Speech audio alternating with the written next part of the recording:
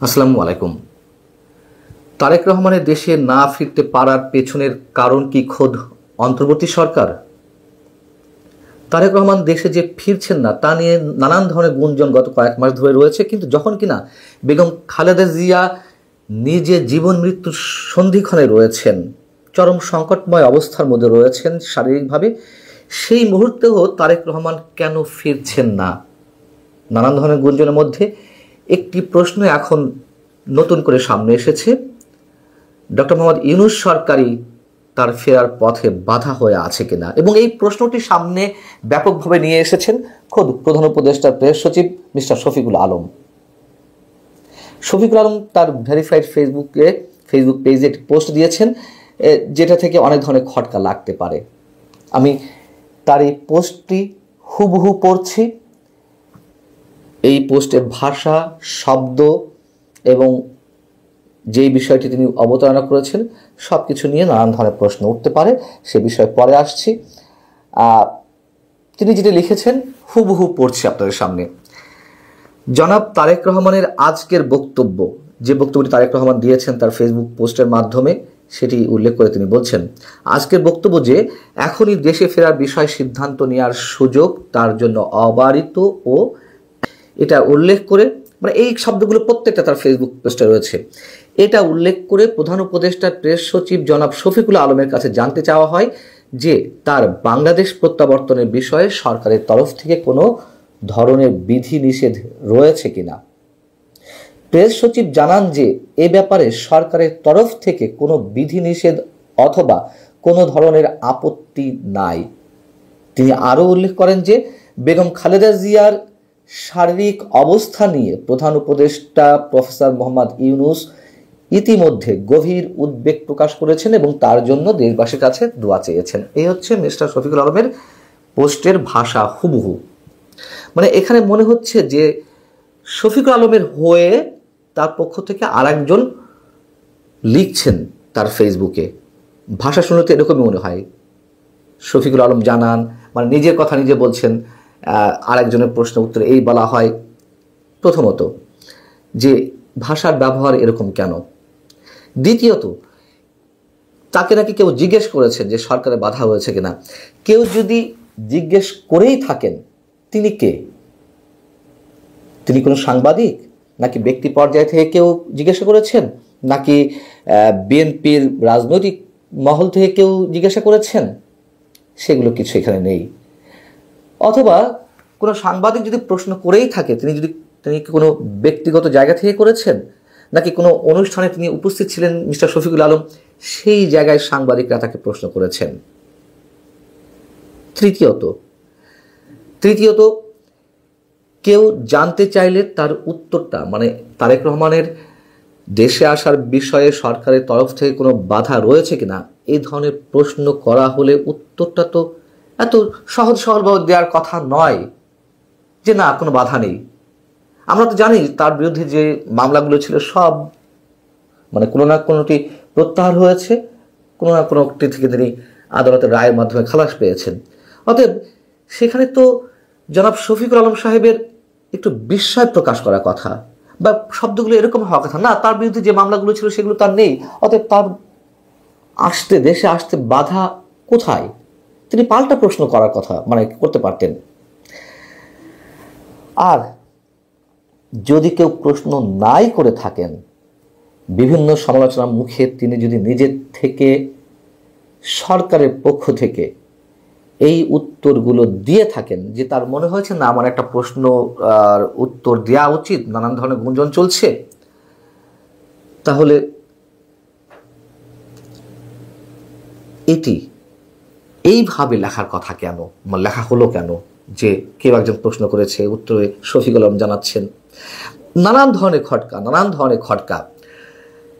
এবার যদি আরেকটু বলি যে তারেক রহমান যেহেতু বলেছেন যে এখনই দেশে ফেরার বিষয়ে সিদ্ধান্ত নেওয়ার সুযোগ তার জন্য অবারিত ও একক নিয়ন্ত্রণাধীন নয়, অর্থাৎ সব কিছু তার হাতে নয়। এর আগে আমি দুপুরের দিকে একটি কন্টেন্ট করেছিলাম, সেখানে এই বিষয়ে কথা বলেছি। তারেক রহমানের দেশে ফেরার বিষয়ে কী কী বাধা থাকতে পারে, কী কী ঝুঁকি থাকতে পারে, বিশেষ করে নিরাপত্তা ঝুঁকি নিয়ে কথা বলেছি এবং মামলা নিয়ে কথা বলেছি। একটু আমরা খুঁচিয়ে খুঁচিয়ে দেখি যে আসলে বাধাটা কোথায়। নিরাপত্তার ঝুঁকি বাদ দিলে অন্য কোনো সমস্যা, জাতীয় বা আন্তর্জাতিক কোনো সমস্যা, জাতীয় সমস্যা বা রাজনৈতিক সমস্যার কথা তো সরকারের বিষয়ে বললামই, নানান ধরনের প্রশ্ন তুললাম। তাহলে কি আন্তর্জাতিক কোনো সমস্যা? আমরা জানি যে তারেক রহমান ওয়ান ইভেন সরকারের সময় তিনি দেশ ছাড়তে বাধ্য হন এবং ব্রিটেনে তিনি রাজনৈতিক আশ্রয় লাভ করেন, নিশ্চয়ই অ্যাসাইলামে ছিলেন। তো পরবর্তীতে এই ধরনের রাজনৈতিক আশ্রয়ে থাকলে যে কেউ সেখানে স্থায়ীভাবে বসবাসের চেষ্টা করেন, পার্মানেন্ট রেসিডেন্সের জন্য সংশ্লিষ্ট সরকারের কাছে আবেদন করেন এবং সেটি করতে গেলে সংশ্লিষ্ট ব্যক্তির পাসপোর্ট সরকারের কাছে জমা রাখতে হয়। তো আমরা ধরে নিতে পারি যে তারেক রহমান পার্মানেন্ট রেসিডেন্সের জন্য সেখানে অ্যাপ্লাই করেছেন। যদি আমরা ধরে নিই তাহলে তার পাসপোর্টে জমা রয়েছে, এবং যে ব্যক্তি পার্মানেন্ট রেসিডেন্সের জন্য আবেদন করেন বা অ্যাসাইলামে থাকেন যিনি, তিনি তো আর সহজে দেশে আসতে পারেন না, যেহেতু দেশের কোনো না কোনো পক্ষের হুমকিতে তিনি থাকেন। তো এই মুহূর্তে যদি তাকে আসতে হয়, তার পাসপোর্ট সংগ্রহ করতে হবে, অথবা যদি একবার তিনি দেশে আসেন তাহলে ওই দেশের সরকার বলবে যে তোমার তো আর ওই দেশে কোনো সমস্যা নেই তোমার নিজের দেশে, তাহলে এখানে আর থাকছ কেন। তিনি আইনগত জটিলতায় পড়তে পারেন। এই দিক থেকেও তো ডক্টর ইউনূস সরকার তাকে হেল্প করতে পারত, খুব স্বাভাবিক। সরকারের শীর্ষ পর্যায় থেকে যদি ব্রিটেন সরকারের কাছে আবেদন যেত যে না, তার আসলে ঝুঁকি রয়েছে, কোনো না কোনো ঝুঁকি রয়েছে, তাকে আসতে দিন কয়েকটা দিনের জন্য। এবং সবচেয়ে বড় কারণ তো রয়েছেই যে তার মা ভয়ঙ্কর অসুস্থ, প্রচণ্ড নিরাপত্তাহীনতার মধ্যে থাকলেও তারেক রহমানের দেশে আসা প্রয়োজন 2-4-5 দিন বা একটা নির্দিষ্ট সময়ের জন্য। পারত তো সরকার। আমি বলছি যদি এই ধরনের কোনো সমস্যা থেকে থাকে তাহলে কেন সরকার সেটি করলো না বা করছে না? এগুলো সবই আমাদের সন্দেহের জায়গা থেকে বলছি। এদিকে কি হলো, আমরা দেখলাম যে দুপুরে তারেক রহমানের উপদেষ্টা মাহাদি আমিন তিনি জানালেন যে খালেদা জিয়াকে উন্নত চিকিৎসার জন্য লন্ডন নেওয়ার পরিকল্পনা করছে তার পরিবার, এবং এয়ার অ্যাম্বুলেন্সের ব্যবস্থা করা হচ্ছে। শারীরিক অবস্থার কিছুটা উন্নতি হলে তাকে বিদেশ নেওয়া হবে এবং এর জন্য অপেক্ষায় সবাই রয়েছে। কিন্তু পরবর্তীতে এসে সন্ধ্যার সময় আমরা দেখলাম যে বিএনপি মহাসচিব মির্জা ফখরুল ইসলাম আলমগীর তিনি সাংবাদিকদের জানালেন যে না, এই মুহূর্তে খালেদা জিয়ার যে শারীরিক অবস্থা তাতে করে বিদেশে নিয়ে যাওয়া সম্ভব না, এই ধকল তিনি সামলাতে পারবেন না। এই কথাটি কেন বলছি? মির্জা ফখরুল ইসলাম আলমগীরের যে প্রেস ব্রিফিং তার শারীরিক অবস্থা সম্পর্কে, যে তাকে নিয়ে যাওয়া সম্ভব নয় বিদেশে, তার কারণ হচ্ছে যেহেতু তারেক রহমান কোনো না কোনো পক্ষের প্রশ্নের সম্মুখীন হচ্ছেন যে কি এমন তার সমস্যা, তিনি তার মা এমন গুরুতর অসুস্থ, জীবন মৃত্যুর সন্ধিক্ষণে কেন তিনি এরপরও দেশে আসছেন না।